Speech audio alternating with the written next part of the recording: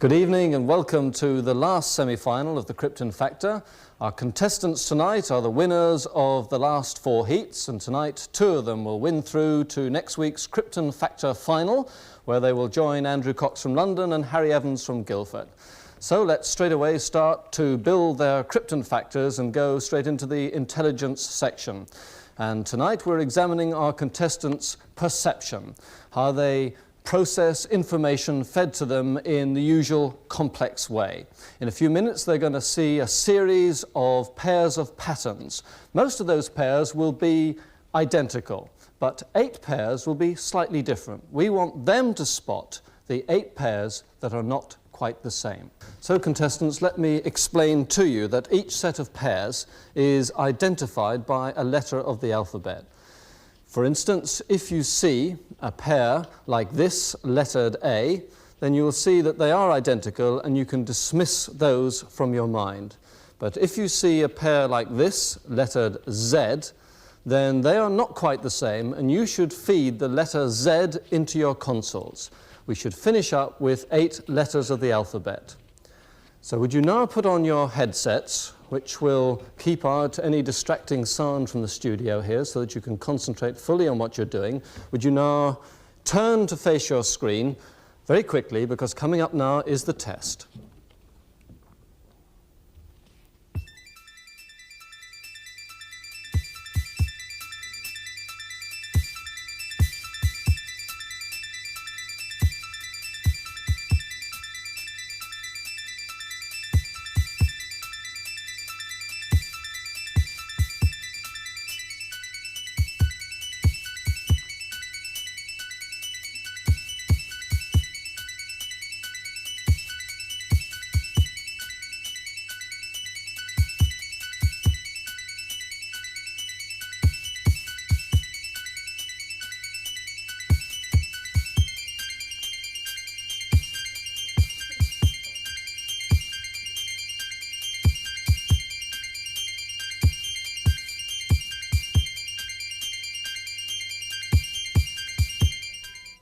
And that's the end of the test, and the answers that our contestants gave are now being computed, and while we await the outcome of that, let me give you the correct answers, the 8 pairs that were slightly different. And first one was D, where the right-hand picture was in fact upside down. Then caption G, where one of the oval shapes is pointed. Next, J, which has a ring missing. Next, L, which is a mirror image, the points face each other. Then P, where one of the shapes is in a different place. Next, R, where one of the arms comes from a different place.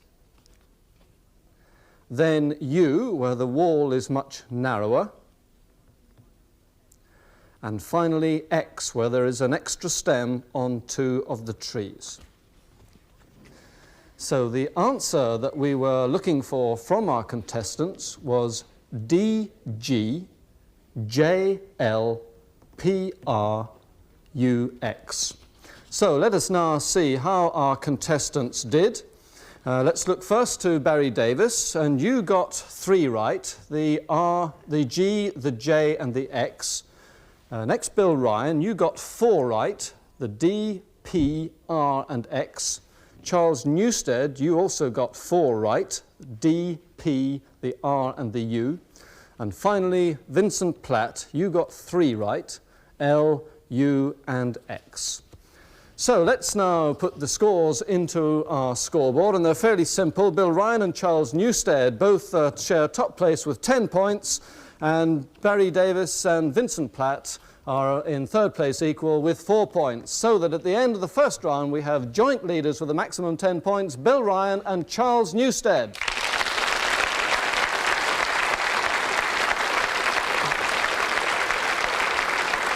On now to our physical ability test and our upgraded assault course. And by the way, this course is going to be made even more difficult for the final next week. And of course, last week the semi-finalists found that the new obstacles and the weather-affected course was very difficult indeed. Harry Evans won that in time of 1 minute 19 seconds. Let's see if any of tonight's contestants can better that. Puddles everywhere, the track very heavy, conditions no better than they were last week. But Captain Don Glynn of the Army, who helped design this course, said the conditions here are the ones you would face in any Army assault course and are a perfect test for our participants. And let's now see how they line up with the age handicap system in operation.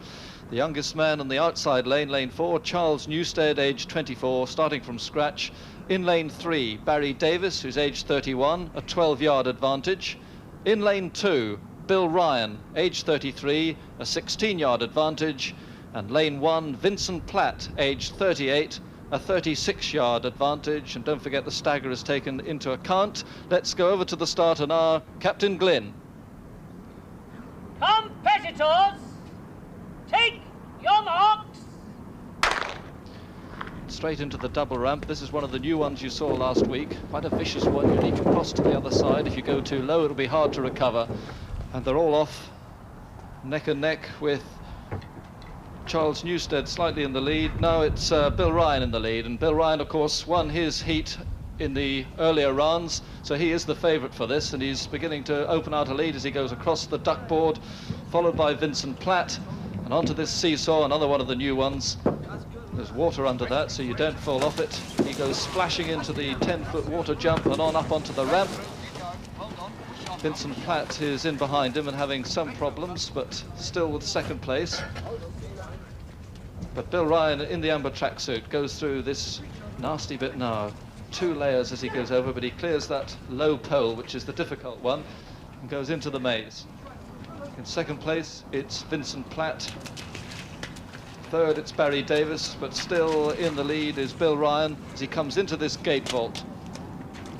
And this track is really soggy, so the energy sapped as they come into the last 2 obstacles. He goes through the crawl now. He's got a very comfortable lead as he comes up to the swing across on the rope. If he's over that, he's won it comfortably, and he has. It's Bill Ryan coming home in first place. Going back now to the crawl for second place. It's Barry Davis who's coming through now in second place. And across the rope he goes.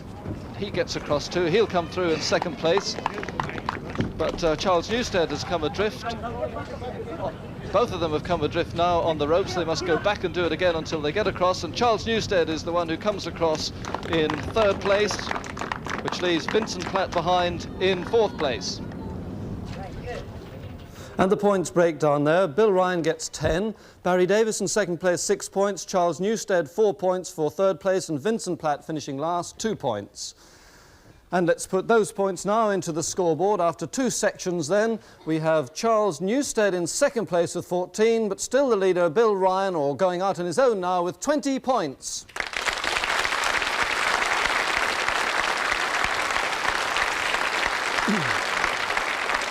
And we move on now to the personality section, and this is the place where the public decide the points. And our test this time for the contestants was to write a short, humorous speech as guest of honour for a prize-giving ceremony at somewhere totally unlikely, and they had just 1 chance at this. First to go then was Barry Davis, who was awarding prizes at the Ruritanian Intelligence Service. Well, deciding who should get the award as the year's top recruit in the Ruritanian Intelligence Service has been difficult. We lost a few during submarine training, but they should have realised you're supposed to get inside before diving. The minesweeping also caused problems for some of the lads, but using a broom, what can you expect? And the parachute training. 1 young fellow broke both ankles jumping before the plane took off. So the award goes to Petrov Slack, who, alone in the dog handling section, remembered to let the dog go through the blazing hoop. Well done, Petrov.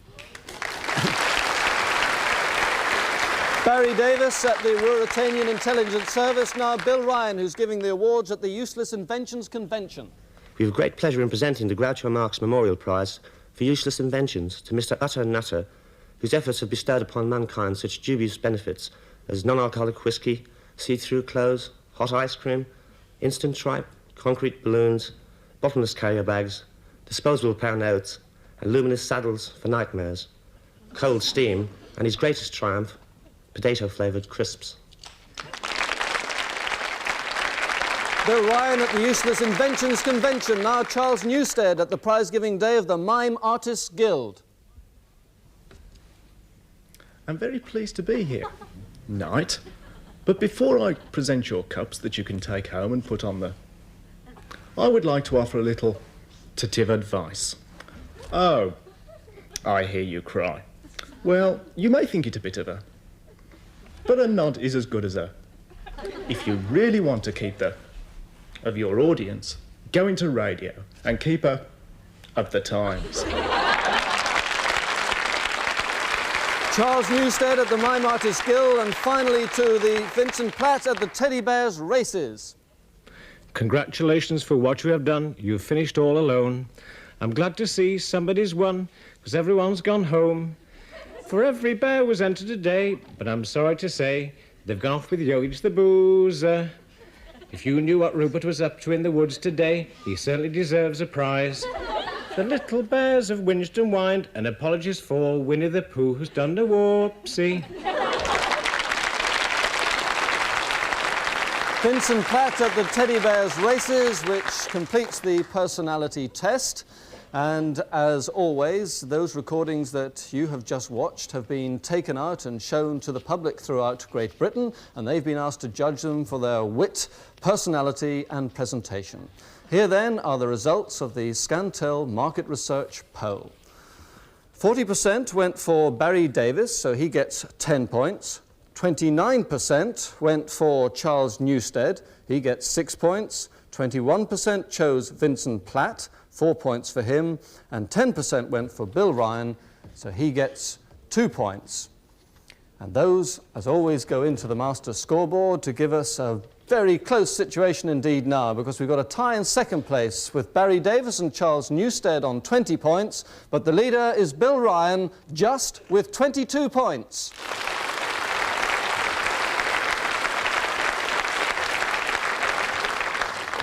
Very close indeed. On then to the observation test. Again, there's a clip of film here and then 3 questions each on it afterwards, followed by a test of identification. So contestants, would you now like to turn to the screen, get ready for this week's clip of film and concentrate very hard. It gets tougher all the time. Han Solo. I'm captain of the Millennium Falcon. Chewie here tells me you're looking for passage to the Alderaan system. Yes, indeed. If it's a fast ship. Fast ship? You've never heard of the Millennium Falcon? Should I have? It's the ship that made the Kessel run in less than 12 parsecs. I've outrun Imperial starships.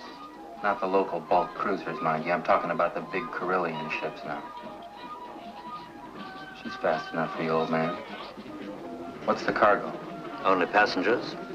Myself, the boy, 2 droids, and no questions asked. What is it, some kind of local trouble? Let's just say we'd like to avoid any Imperial entanglements. Looks like somebody's beginning to take an interest in your handiwork. All right.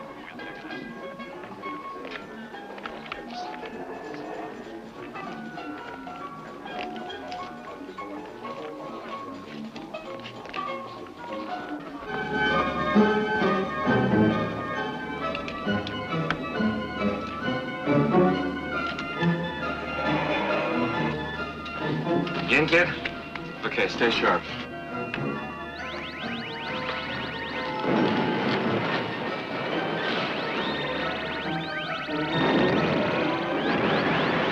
Here they come.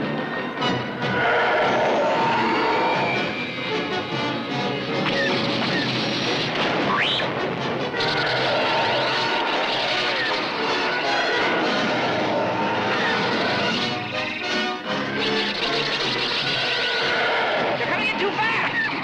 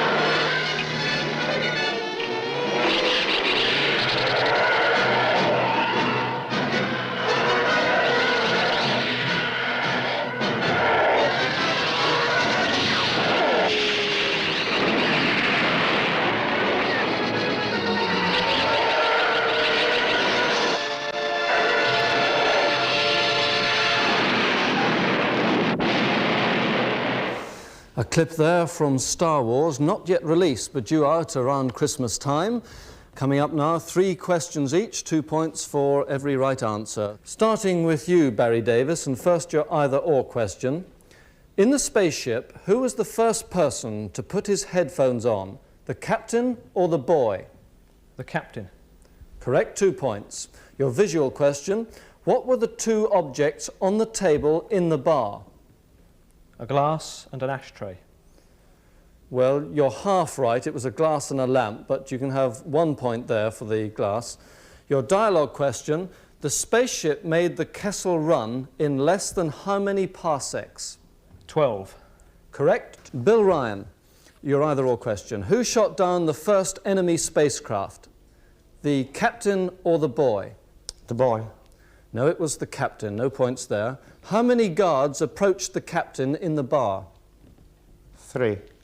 No, it was 2. How many passengers did the old man say were to travel on the spaceship?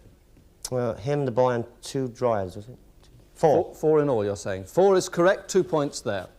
Charles Newstead, what shape was the window in the enemy spacecraft? Octagonal or circular? Circular. It was octagonal, I'm afraid. How many attacking spacecraft were shot down? 4. Correct. 2 points. Why were the man and the boy trying to escape? To avoid what? Imprisonment. No, imperial entanglement. Quite a mouthful. Vincent Platt, did the target display squares measure 5 by 5 or 6 by 6? 6 by 6. It was 5 by 5, no points. We know that 4 spacecraft were shot down. How many of these did the boy hit? 3. He hit 2, I'm afraid, no points. What were the first words the girl said in the spaceship? No idea. Here they come. No points at all for you. So much then for the questions. A possible 6 points for you there. Nobody has yet got 6 points in the Krypton Factor, but Barry Davis came very close indeed there with 5 points. But now we move on to our identification parade, and here each of you can get another 4 points. Now, you've done this one before, obviously, in the heats. You've seen all the other heats, so it's always going to be tougher in the semi-finals. We were tempted to put in a lineup of robots, but we resisted that. It's still tough, though, because here we've got a lineup of barmen. One of these was the barman in the film who turned and pointed out the meeting that was taking place in the bar to the soldiers. He turned and pointed out the meeting. Which one of those 9 was the barman who pointed out that meeting? He's there. You've got a few moments now to think about it before you decide which one.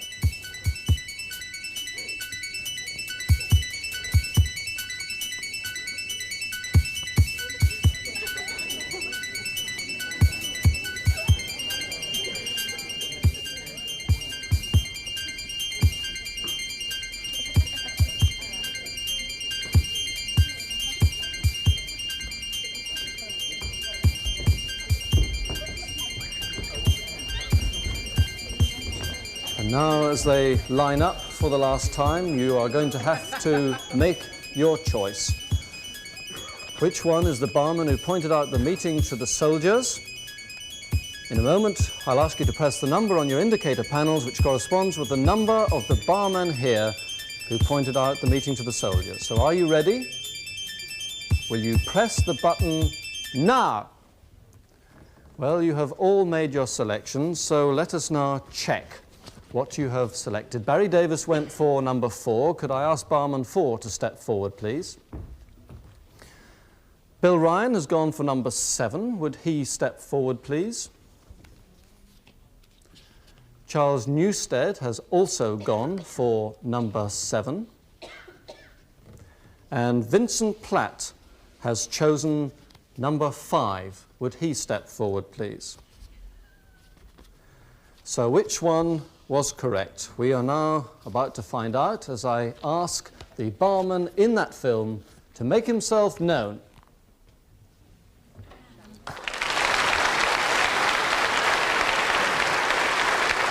So, barman number 7, actor Ted Burnett, was spotted by just 2 contestants, Bill Ryan and Charles Newstead. They each get 4 more points, and the points total for the end of that round, Charles Newstead and Bill Ryan best with 6 points each, Barry Davis next with 5 points, Vincent Platt failed to score.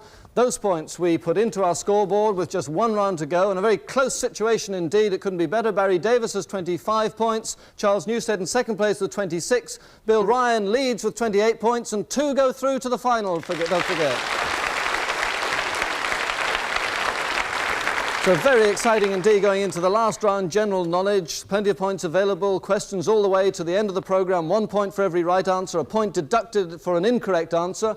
Those totals will now feed into the scoreboards behind our contestants so that we can watch the exciting climax to the programme. Here we go to the finish with the first question.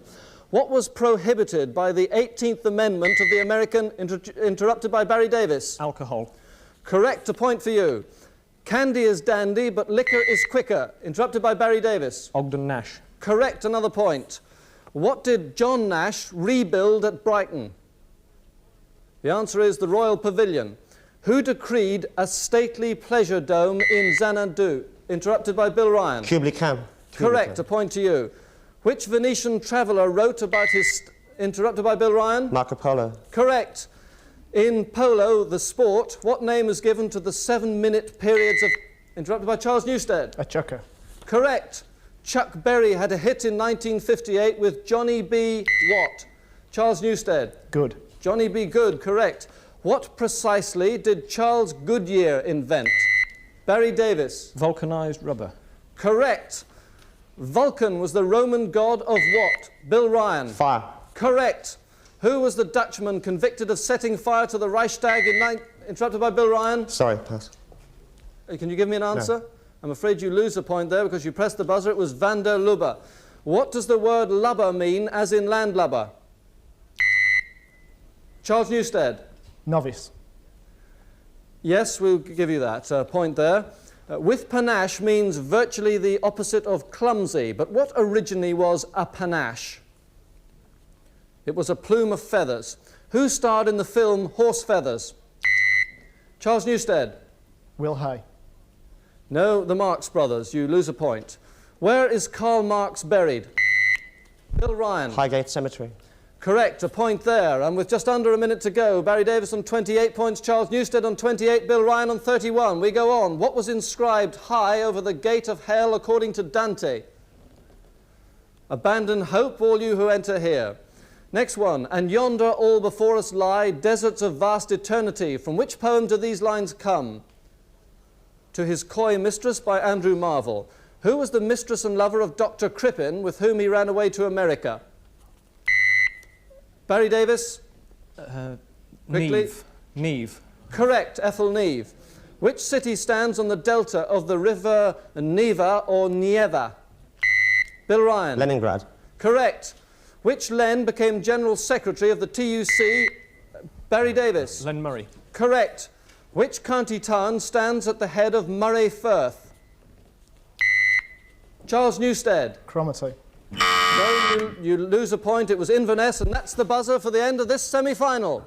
And so the winner of our second semi-final with a Krypton Factor of 32 is Bill Ryan. He goes through to our final, and joining him in that final, the man who came second, Barry Davis, who just pipped Charles Newstead in that last round. He had a Krypton Factor of 30.